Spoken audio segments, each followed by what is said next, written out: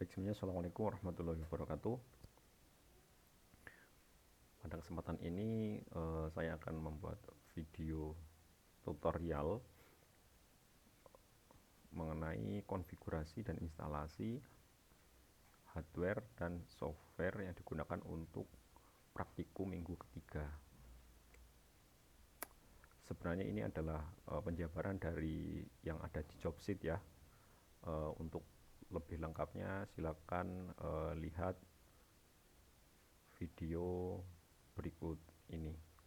Selamat menyaksikan. Assalamualaikum warahmatullahi wabarakatuh. Pada kesempatan kali ini di pertemuan yang ketiga atau minggu ketiga mata kuliah IoT, saya akan membantu rekan-rekan untuk proses konfigurasi dan instalasi software dan hardware yang akan kita butuhkan di praktikum kali ini dan akan digunakan di praktikum-praktikum yang akan datang. Nanti kita akan coba instalasi Arduino IDE, kemudian driver USB, kemudian FreeSync, dan yang terakhir adalah install Visual Studio Code. Nanti akan saya coba video menjadi dua ya, yaitu Arduino IDE sampai dengan FreeSync, kemudian Visual Studio Code akan saya sendirikan.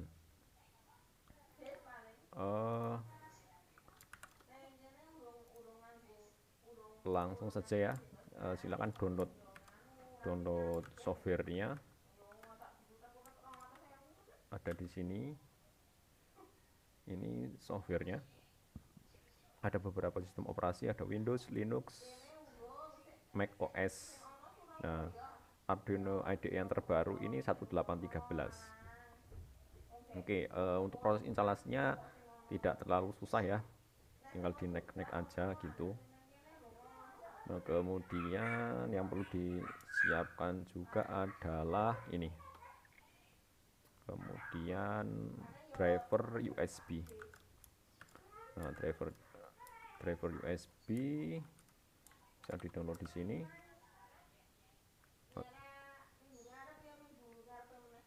Nah, ini silakan di tab download, kemudian pilih versinya ya, sesuai dengan sistem operasinya. Ada yang Mac OS, Windows, Linux juga ada gitu. Silakan cari yang terbaru. Proses instalasinya juga sama gitu ya, tidak terlalu susah. Oke, itu sudah. Kemudian sambil konfigurasi bisa juga lanjut ke sini ya. Ini ada yang FreeSync. FreeSync-nya itu bisa didapatkan di sini.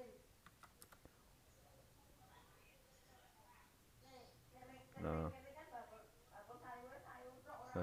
di sini ini bayar ya yang FreeSync versi ini di sini. Tetapi rekan-rekan itu boleh ke ini aja, downloadnya langsung direct link ini. Yang versi Windows atau yang versi non Windows bisa didapatkan di sini. Ini di GitHub-nya.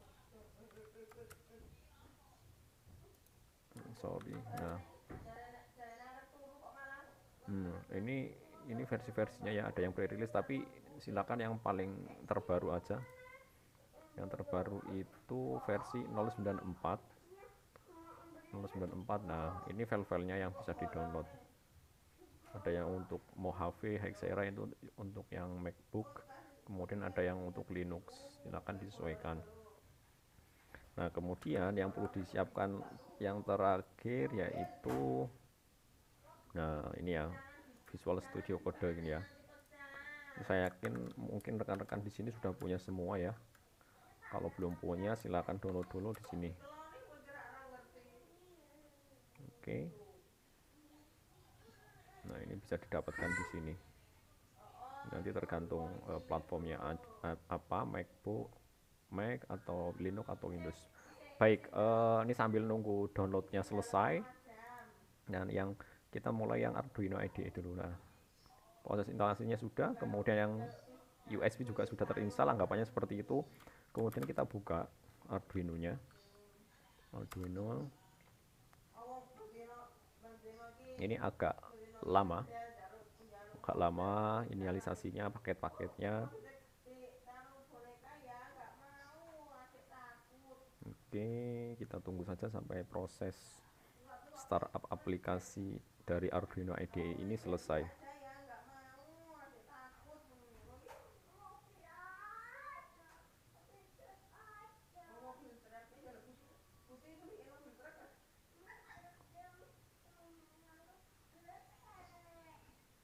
Oke.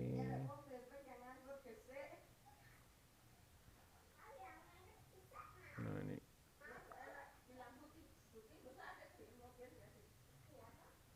Nah, kira-kira seperti ini untuk ininya. Ini karena sudah ada ya, saya ini aja, ini close aja.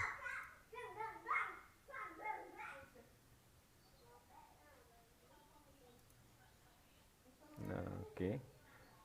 Nah, sebelum kita perlu menyesuaikan boardnya kita, dimana ketika kita install pertama kali itu tidak ada board untuk Arduino ESP8266. Nah, tetapi kita harus download ya. Downloadnya itu ada di sini.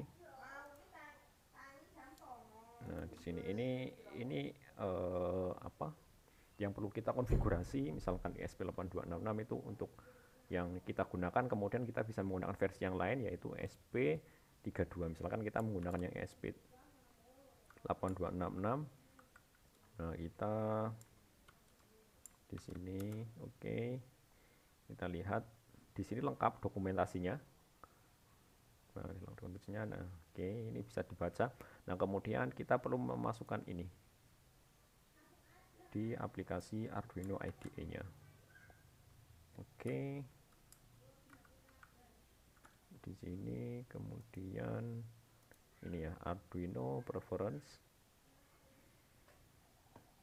Nah, nanti akan masuk ini window preference, kemudian nanti diisikan di sini. Diisikan di sini. Kemudian oke. Oke ya. Nah, jika sudah, kita pilih ke menu tool, kemudian pilih yang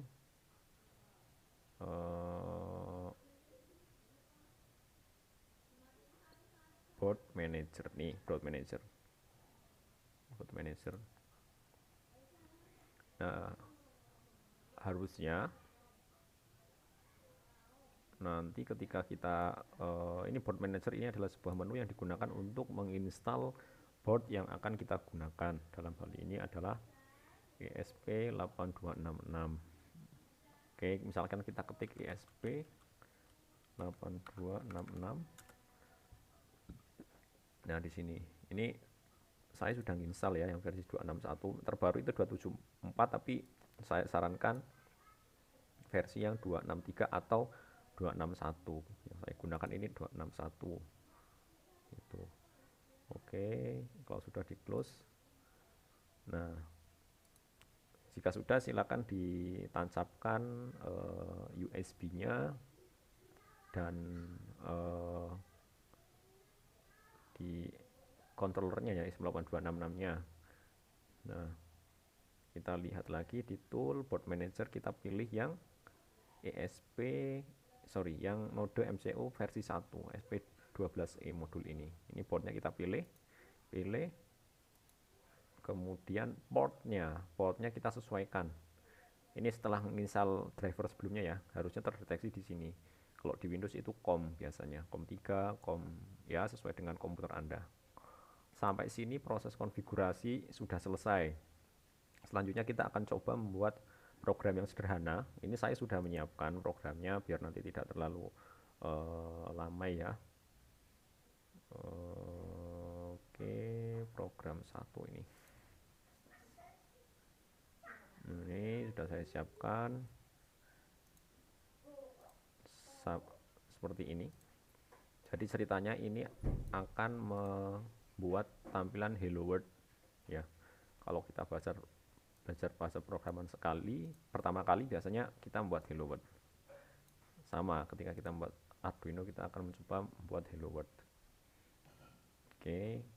Nah, untuk menjalankannya gimana? Nah, pertama Arduino IDE itu ada namanya verify. Verify itu untuk memvalidasi apakah ada error atau tidak dari program yang kita buat.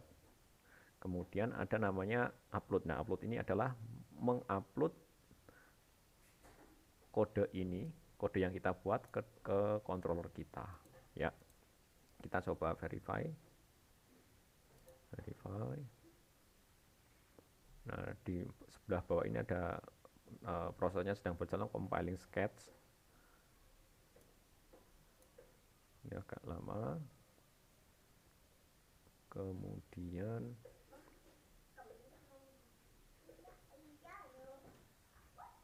oke, prosesnya memang agak lama ya, hanya untuk mengecek apakah ada error atau tidak di kode kita. Nah, ini sudah selesai ya. Jika ada tampilan ini berarti sudah selesai. Kemudian kalau sudah, kita upload program kita, upload.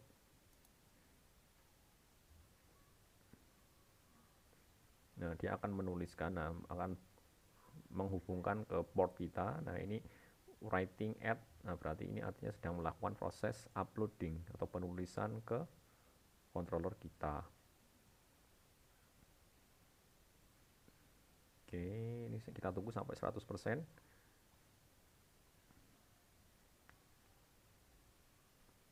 Baik, sampai di sini ini sudah selesai. Nah, terus mana tampilannya yang hello world ini? Nah, untuk melihat tampilan ini yang di print, yang di konsol ini, serial print ini, kita bisa melihatnya di menu tools, kemudian serial monitor ya, atau dari sini juga ada nih serial monitor. Kita klik. Oke, kira-kira seperti ini. Kira-kira seperti ini tampilan hello world. Dia akan tampil ya, 1 detik tampil seperti itu. Kalau misalnya kita clear, dia akan tampil terus. Berarti ini akan tampil terus ya. Pokoknya ketika controller kita ketika ada powernya, dia akan jalan aplikasinya. Oke, kita lihat ya terkait penjelasan kode programnya. Di sini ini ada setup. Setup ini digunakan untuk setup, untuk menginisialisasi variabel, untuk untuk menginisialisasi, memberikan nilai pertama, dan dia dijalankan hanya sekali. Oke. Kemudian ada namanya lagi fungsi loop. Ini yang kalau loop jelas, berarti dia akan dijalankan terus menerus. Gitu. Di sini kemudian ada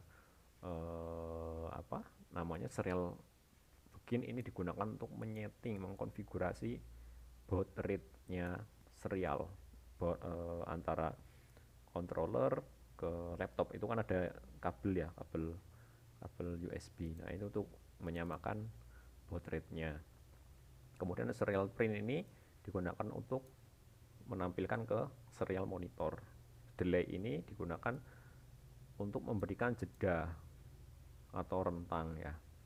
Dikasih satuannya adalah millisecond. Dikasih jeda biar nanti tidak terlalu cepat ketika tampil di monitor. Nah, tadi yang di setup itu ada serial begin. Nah, di sini ini baud rate-nya. Kalau tidak sesuai, nanti ya misalkan pakai 9600, ya dia akan tampil karakter aneh seperti ini. Jadi biar sama kecepatannya, maka harus disamakan di sini. Oke, sampai sini sudah selesai ya terkait dengan contoh program yang pertama. Oke, kita coba akan membuat program yang lebih advance sedikit lagi ya, Saya juga sudah menyiapkan program yang kedua ini. Oke.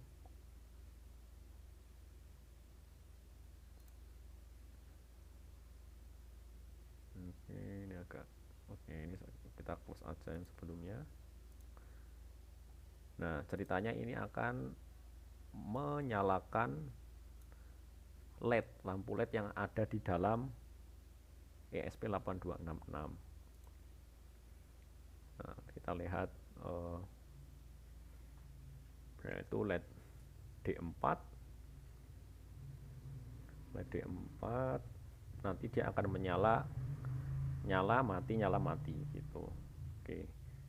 Nah, sebenarnya mungkin gini ya, sebelum rekan-rekan tahu itu D4 maksudnya apa, mungkin boleh baca di sini ya.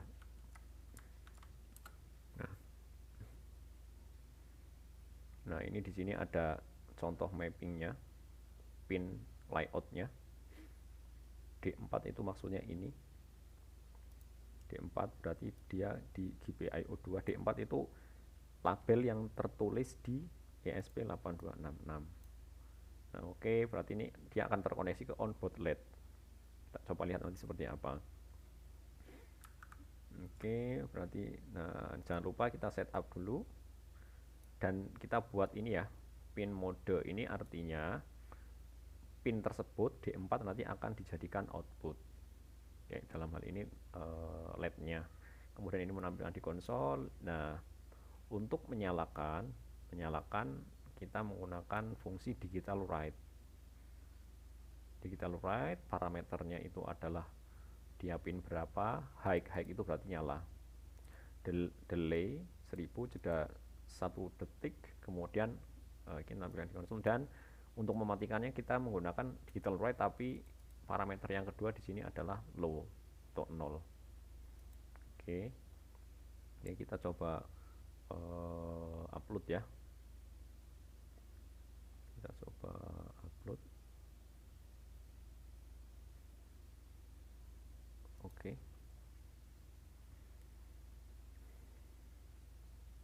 Kita coba upload. Oke, dia melakukan proses penulisan.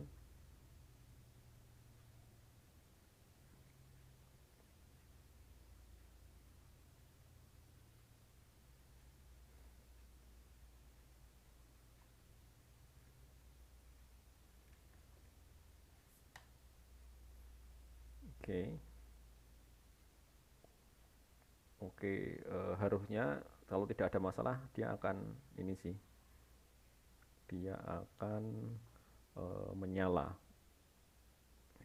redup terang. Oke, misalkan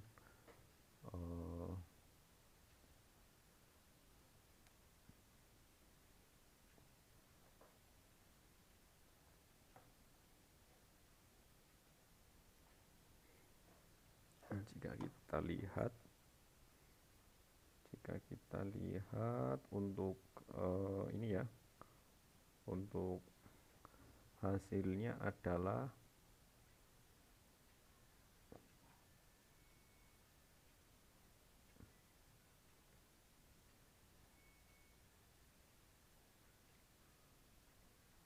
kurang lebih seperti ini. Dia akan menyala.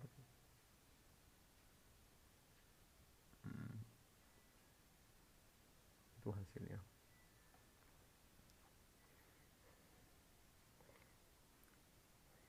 Oke, sampai sini sudah selesai contoh programnya. Nanti saya akan lanjutkan yang untuk demo FreeSync.